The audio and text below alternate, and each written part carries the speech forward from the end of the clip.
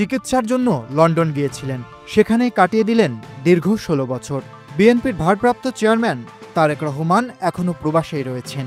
তবে বিদেশ থেকেও চার দেওয়ালের ভেতর থেকে দলকে পরিচালনা করছেন তিনি। অনলাইনের মাধ্যমেই কার্যক্রম চালিয়ে যাচ্ছেন বিএনপির এই শীর্ষ নেতা। সম্প্রতি সেই কর্মপরিসরের ছবি প্রকাশ করেছে বাংলাদেশ জাতীয়তাবাদী ছাত্রদল। ২০০৮ সালে সপরিবারে লন্ডন পাড়ি জমান তারেক রহমান। সেখানেই রাজনৈতিক আশ্রয় নেন। দীর্ঘ প্রায় ১৬ বছর ধরে ব্রিটিশ রাজধানী থেকেই অনলাইনে বিএনপির কার্যক্রম পরিচালনা করছেন তিনি। সম্প্রতি ছাত্রদলের অফিসিয়াল ফেসবুক পেজে প্রকাশিত হয় তারেক রহমানের ব্যবহৃত কর্মপরিসরের ছবি। ক্যাপশনে লেখা, একটি চেয়ার, একটি টেবিল আর একটি ক্যামেরাকে সঙ্গী করেই প্রবাসে থেকেও দলের কার্যক্রম পরিচালনা করে যাচ্ছেন তিনি।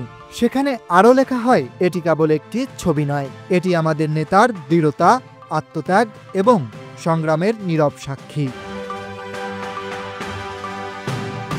এই ১৬ বছরে তারেক রহমান অনলাইনের মাধ্যমেই অসংখ্য রাজনৈতিক সভা ও বৈঠক করেছেন।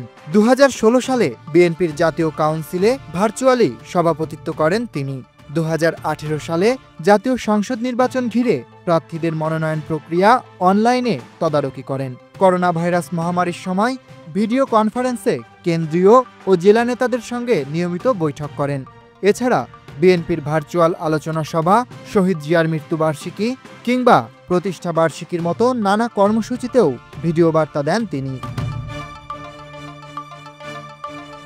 রাজনৈতিক বিশ্লেষকরা বলছেন, দেশে না থেকেও প্রবাসে থেকে বিএনপির কার্যক্রম চালিয়ে যাওয়ার এই উদাহরণ অনন্য।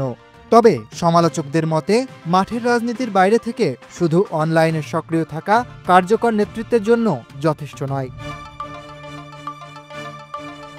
১৬ বছর ধরে বিদেশে থেকে বিএনপিকে ভার্চুয়াল নেতৃত্ব দিচ্ছেন তারেক রহমান। রাজনৈতিক মহলে গুঞ্জন উঠেছে, কতদিন আর এভাবে চলবে? কবে দেশে ফিরে দলের হাল ধরবেন বিএনপির এই কাণ্ডারি? Desk report, Dhaka express.